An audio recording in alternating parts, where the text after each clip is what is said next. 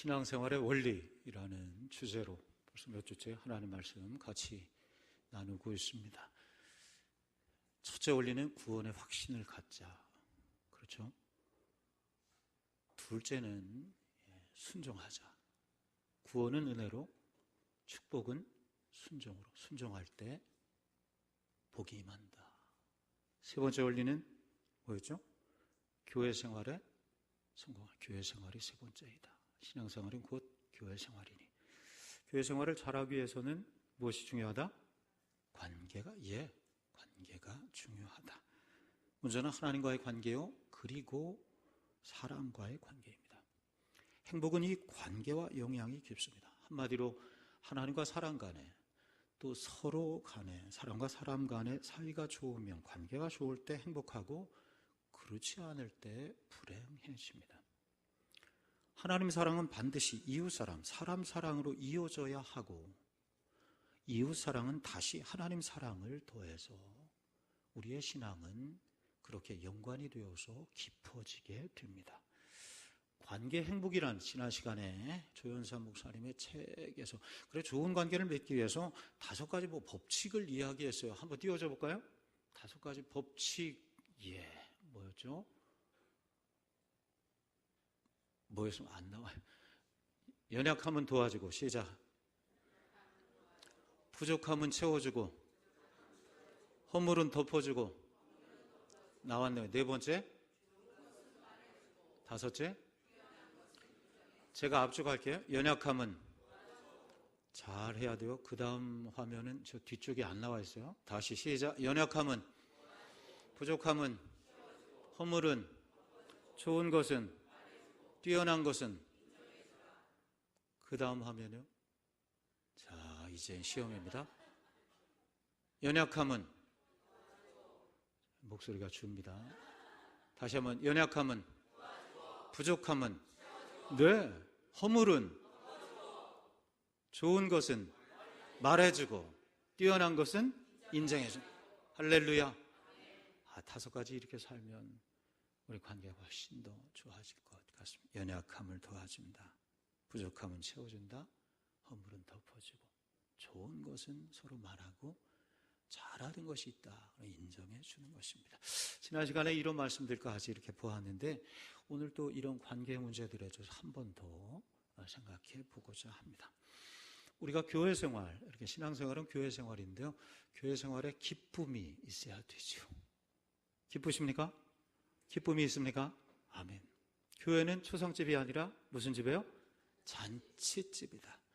영의 양식이 있죠. 육신의 양식도 이제 예배 끝나면 맛이 있습니다.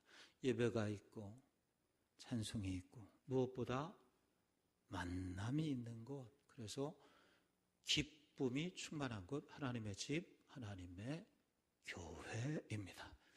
오늘 교회에 이렇게 오셨는데 교회 오르시면서 기쁨이 있었습니까? 어떤 마음이셨습니까? 좋으셨습니까? 기대가 되셨습니까? 빨리 가야지, 이런 마음 가지셨습니까? 아멘. 그런 분 보기 있습니다. 반대로 무거운 마음으로 예배 빨리 끝나면 빨리 도망쳐 나와야지, 그 사람 만나면 어떡하니? 이런 마음 혹시 우리 이제 오늘 주제와 연관이 되죠. 실제로 신앙생활 잘 하시던 분이 교회를 떠나게 되는 이유를 보면 많은 경우 하나님과의 관계나 무슨 신앙의 회의가 들어서가 아니라 사람과의 관계에서 상처를 받았기 때문인 경우가 굉장히 많습니다.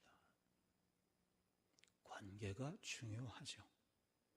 교회는 5가지 큰 사명이 있습니다. 여러 사명, 수만 가지 사명이 있지만 크게 5가지로 예배, 선교, 교육, 봉사, 친교, 이 5가지. 시작은 예배로 시작되죠. 또 선교, 우리 교회가 있는 목적, 생명 구원하는 선교가 목표입니다. 그러기 위해서 열심히 가르치고, 이 시간도 교회학교에서 가르치고 배우고, 이 예배, 2부 예배 시간도 가르치고 배우는 시간, 교육이 있는 것이죠. 봉사를 통해 이 모든 사명을 우리가 감당하게 됩니다. 그런데 이 마지막에 있는 친교, 예배, 선교, 교육, 봉사, 친교는 뭐야? 있으나 마나? 윤활유 같은 것 정도? 그렇지 않습니다. 우리가 금방 사도신경을 고백했는데요. 사도신경 마지막에 성령을 믿사오며 거룩한 교회와, 우리 새로운 거 거룩한 공교회와, 그 다음 뭐요? 성도의 교제와, 이렇게 성도의 교제와.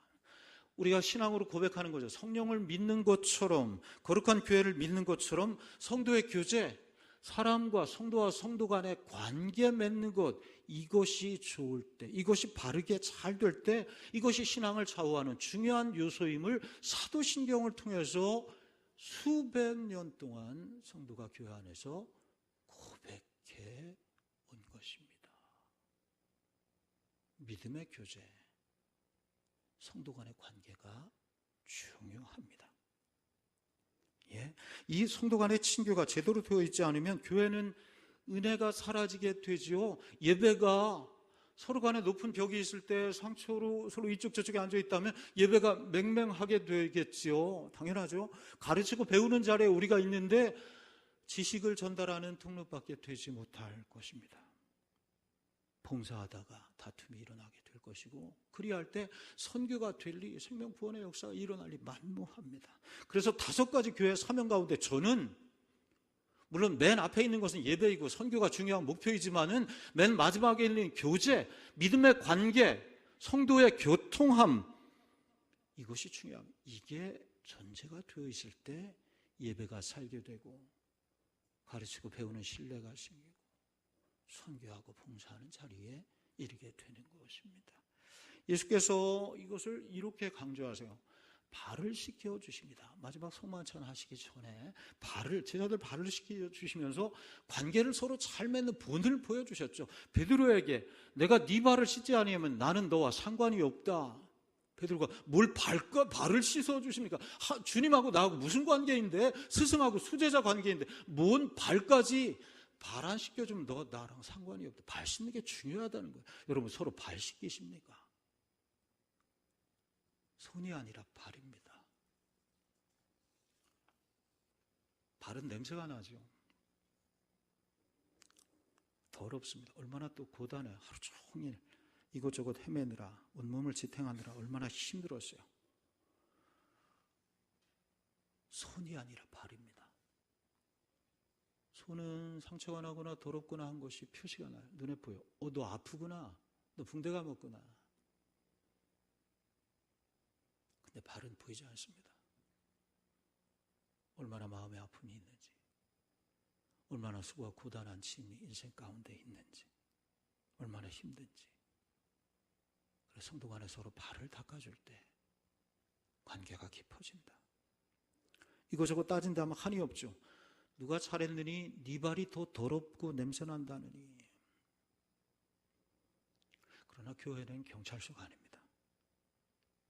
그냥 수고했다고, 그냥 힘내라고, 그냥 발을 내밀라고, 나도 내 발을 내밀면서 그렇게 발을 씻어주려고 서로 엎드릴 때, 그때 서로의 관계가 생기고 네가 나와 상관이 있는 것이고 너희도 그렇게 서로 발을 씻기라.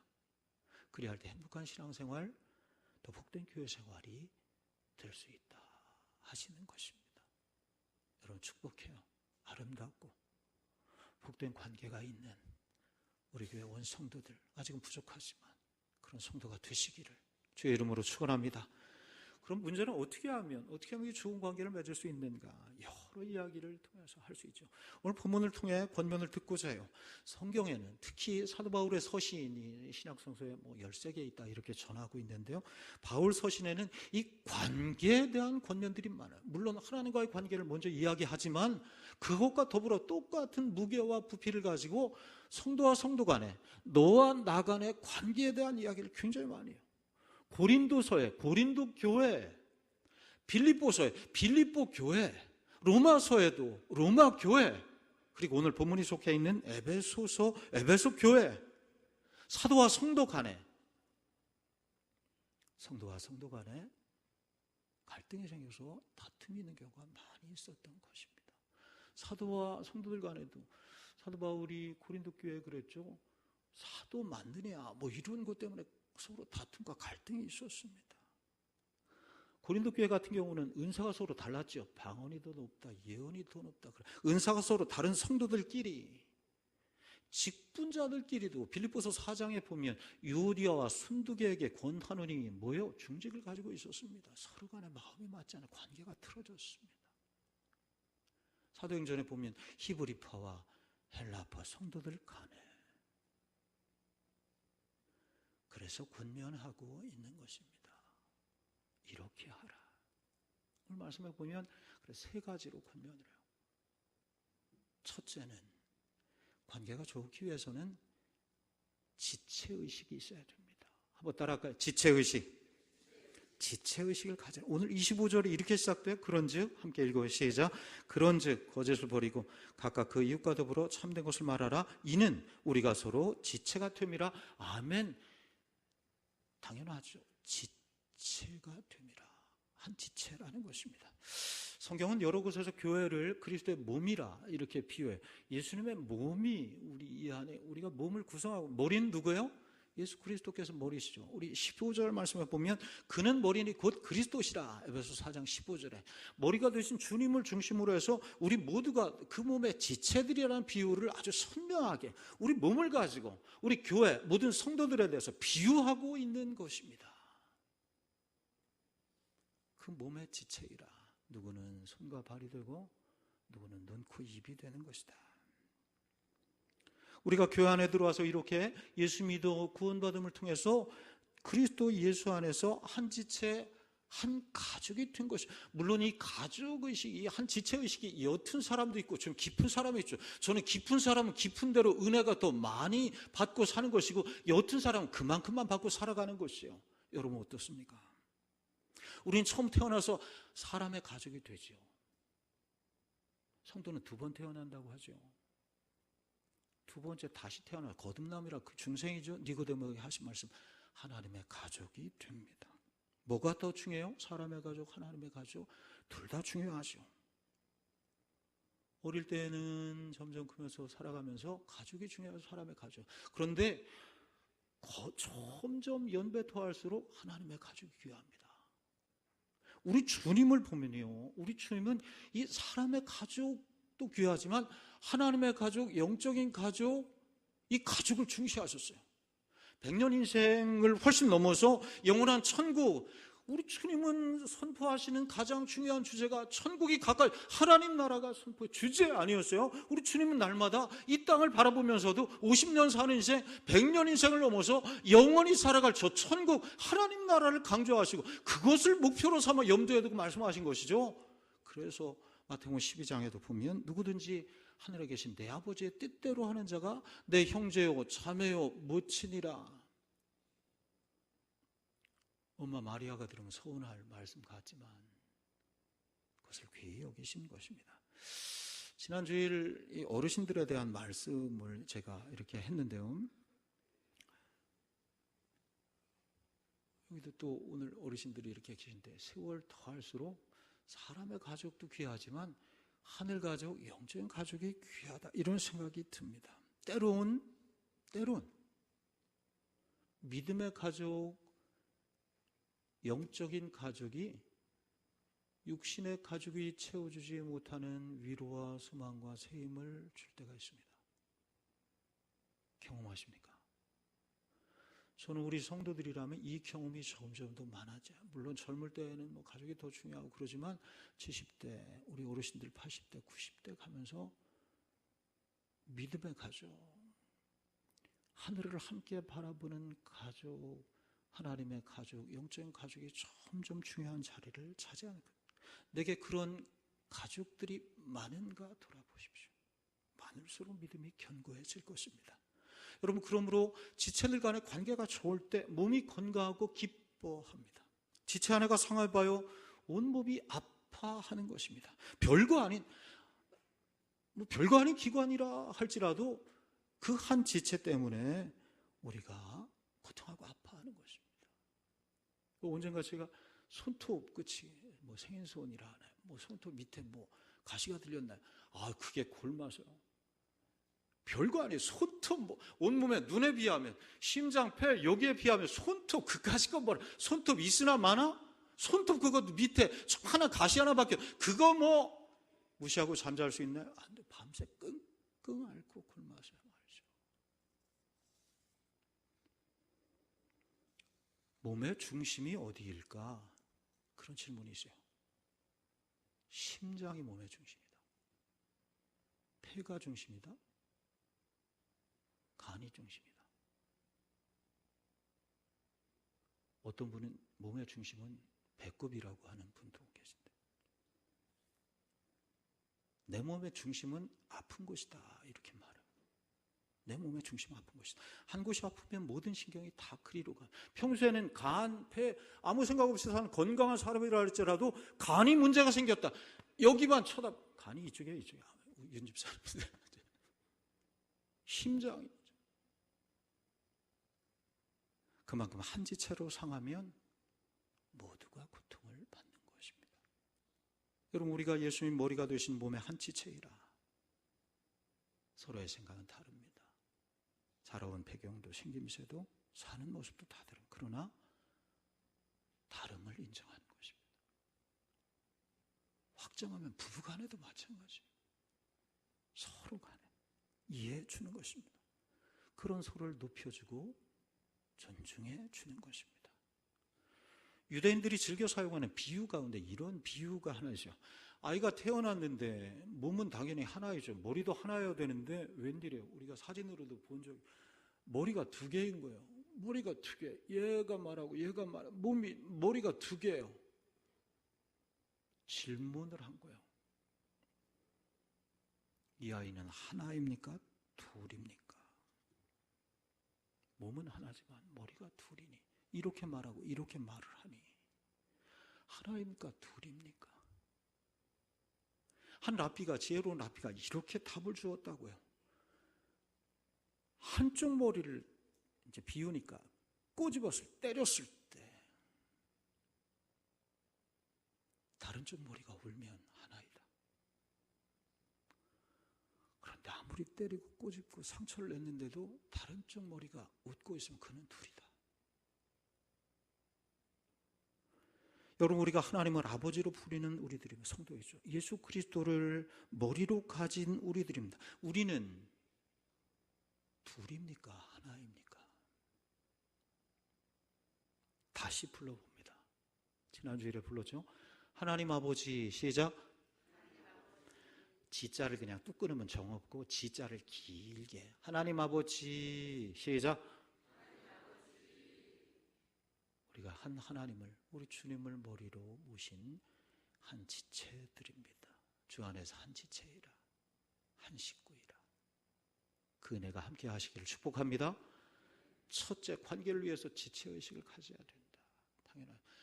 둘째, 오늘 권면하시는 것은 마귀가 틈타지 못하도록 하라. 마귀가 좋은 관계를 위해서는 따라할까요? 마귀가 틈타지 못하게 하라. 오늘 27절이죠. 마귀에게 틈을 주지 말라. 이거 외우면서 한번 읽어볼까요? 시작. 마귀에게 틈을 주지 말라. 마귀에게 틈을 주지 말라. 마귀가 있어요. 마귀가 있어요. 성령께서 역사하신다면 사단 마귀가 성경이 말씀하신 것이고 우리가 경험하면 간증하는 것입니다. 마귀가 있어요. 우리 가운데도 있습니다.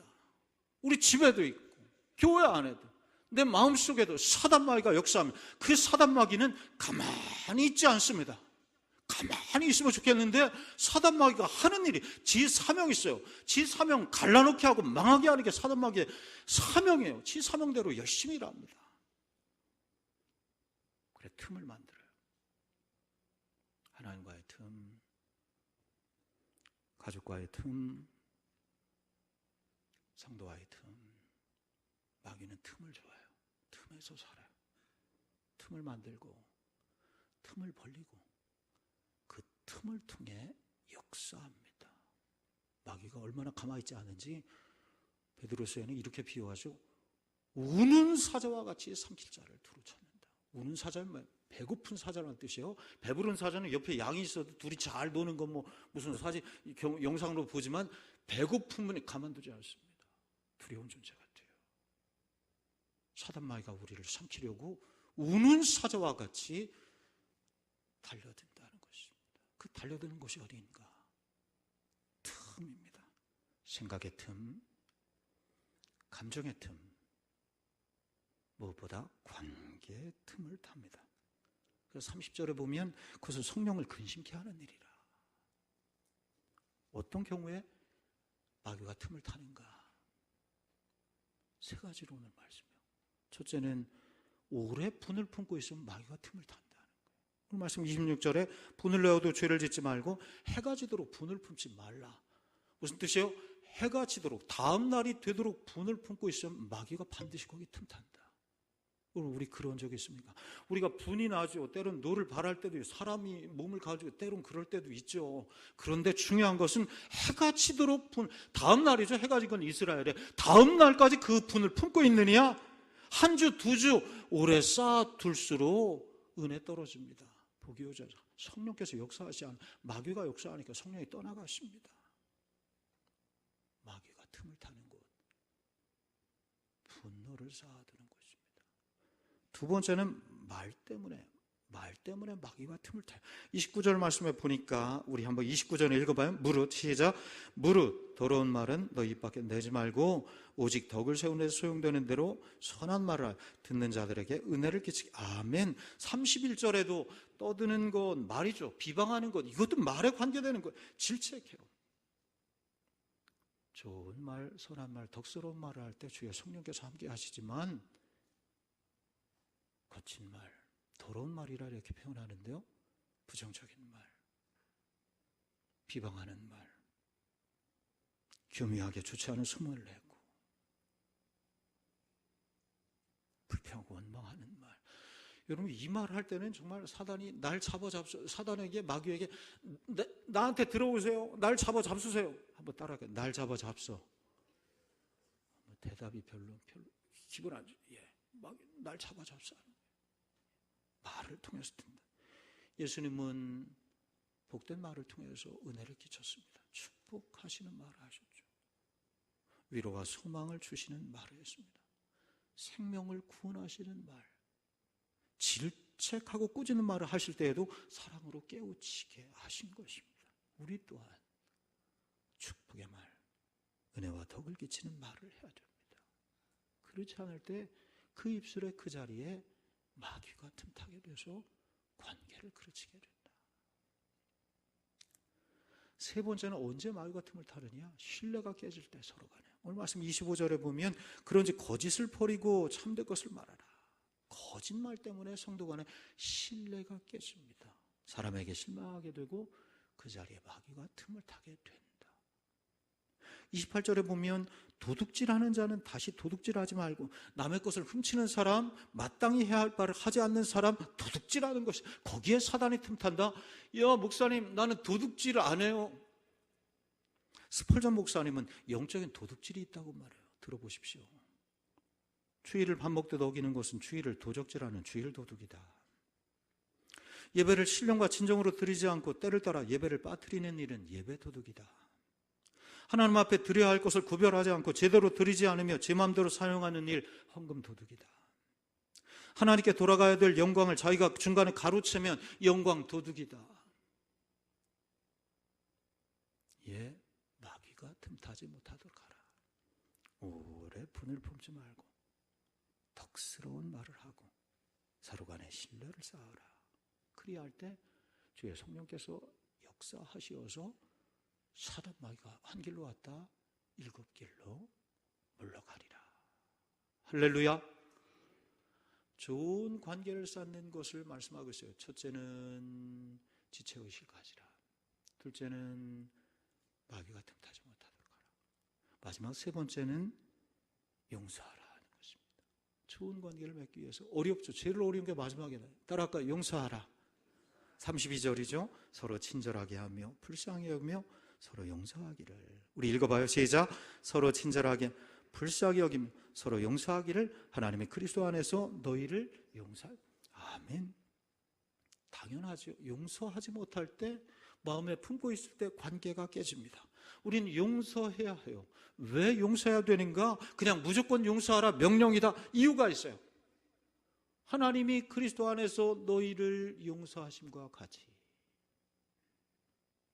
한번 따라할까요? 하나님이 그리스도 안에서 나를 용서하심과 같이, 할렐루야, 용서 받았으니 용서하는, 받았으니 주는 것입니다. 받은 것이 분명한 사람일수록 줄 수 있습니다. 용서받은 것이 분명하다. 내가 어떤 존재인데, 이렇게 죄악과 허물이 가득한 존재인데 하나님께서 용서하시어서 하나님의 자녀 삼아주 천국 가게 하셨으니, 받았으니, 큰 거 받았으니 용서하는 것이다. 성도가 하나님을 제일 많이 닮을 때가 용서하는 때이고, 성도가 마귀를 제일 많이 닮을 때가 미워하는 때라. 지난 주일에 빌레몬서를 봤는데, 이 오네시모가 주인의 재산을 가지고 도망쳤죠. 노예인데 도망갔다. 죽음입니다. 그것도 주인의 가장 귀한 것을 가지고 도망쳤으니 잡히면 죽습니다. 그런데 오네시모를 용서하라 사도 바울이 빌레몬에게, 빌레몬이 어떻게 했을까요? 빌레몬이 오네시모를 용서하고 받아줍니다. 빌레몬이 그래, 그 교회 믿음과 사랑의 본이 되어서 존경받고 그를 하나님께 축복하시어서 교회가 그의 집에서 시작되고 골로새 교회 기둥이 되죠. 오네시모도 그 후에 이 종놈이 말이죠, 죽을 놈이 초대교회 감독이 됩니다. 초대교회 감독이 돼요. 위대한 역사가 나타나게 된 것이죠. 용서는 그렇게 아름다운 역사를 가져오게 되는 것입니다. 여러분, 목자의 글 한번 이렇게 볼까요? 관계 맺는 일에 실패했을 때 이런 제목으로, 우리가 성도라면 누구나 교회 안팎에서 그 사람과 관계 실패해서 마음고생할 때가 있어요. 있지요? 없어요? 없으면 말 있지요. 왜 없어요? 만 가지 일로. 이때 이 10가지를 한번 생각해 보라. 제가 한번 정리해 봤는데, 제가 시간 많지 않아서 쭉 한번. 첫째, 하나님께서 당신을 어떻게 사랑하셨는지 기억하라. 아멘 좀 해봐요. 아멘. 둘째, 믿을 수 없지만 하나님께서 그 사람을 통해 일하고 계신다. 셋째, 하나님께서 내게 주신 명령은 판단이 아니라 화평이라. 넷째, 내가 미워하는 그 사람도 하나님이 사랑하시는 영혼임을 기억하라. 다섯째, 나도 하나님과 사람 앞에 온전치 못한 존재임을 기억하라. 여섯째, 주님은 마지막 십자가에서도 조롱하고 죽이는 원수까지 사랑하셨다. 일곱째, 하나님은 내가 그의 약점을 담당하는 것을 기뻐하심을 기억하라. 아멘이 점점 줄어서, 여덟 번째, 사람은 몰라줘도 하나님은 아신다는 것을 기억하라. 아홉 번째, 하나님께서 선악간에 분별할, 누가 잘못했는지 분별하시어서 끝내는 갚아주실 것임을 기억하라. 마지막 열째요, 그러므로 하나님만이 내가 믿고 신뢰할 뿐임을 잊지 말라. 우리 한번 하나님의 말씀 맨 마지막 시편 39편 7절이면 시작. 주여 이제 내가 무엇을 바라리요? 내 소망은 주께 있나. 하나님만 믿고 신뢰하라. 사람은 믿을 존재가 아니라, 그러면 실망하고 상처받느니 사람은 사랑하고 덮어줄 존재이라. 마지막으로 이 예화 하나, 미국에 가면, 마치 미국에 갔다 온 것 같지만 미국에 가면 이런 공원이 있대. 레드우드 스테이트 파크래요. 말 그대로 하면 붉은 나무, 도립공원, 주립공원 이렇게 되겠죠. 다른 공원보다 큰 나무들, 아름들이 하늘 같은 나무들이 가득한데, 그 나무들이 특징은 이 공원의 나무는 붉은색을 띠고 있대요. 붉은색을. 하늘보다 높은, 하늘만큼한 나무들, 얼마나 또 굵은지 말이죠. 2차선 차 2대를, 그 가운데가 뻥 뚫린 나무에 차 2대를 세워놨는데 2차선보다 더 넓은 나무. 얼마나 넓고 굵고 큰지. 그래, 뿌리가 얼마나 깊을까? 이렇게 큰 나무, 굵은 나무, 뿌리가 엄청나게 깊겠죠. 수십, 수백 메타? 그런데 의외로 이 나무는 특징이 있는데 뿌리가 얕다는 거예요. 뿌리가 얇죠. 그런데 어떻게 비바람이 폭풍이 치는데 이 견딜 수 있는가? 학자들이 연구해 봤더니 말이죠. 이 나무는 옆에 나무와 같은 붉은 나무와 같이 마치 다 아는 얘기죠. 네, 우리. 그럴 것 같았어, 정말. 옆에 나와 얼기설기 뭉쳐져 있다. 그래서 비나 바람, 풍수해가 나도 이 나무가, 이 아름들이 엄청난 나무가, 사람 장정 수명이 손을 잡고 있어 더 두꺼운 나무인데 이 나무가 넘어지지 않고 파헤쳐지지 않고 유지하고 있다. 그런데 가끔 언젠가 폭우가 쳤는데 몇몇 나무, 붉은 나무가 뿌리가 뽑혔다는 거예요. 이 나무가 어떤 것인가? 원자를 찾아가 봤더니 홀로 있는 나무예요. 홀로 있는 나무. 혼자 있는 나무예요. 붉은 나무 혼자 있어요.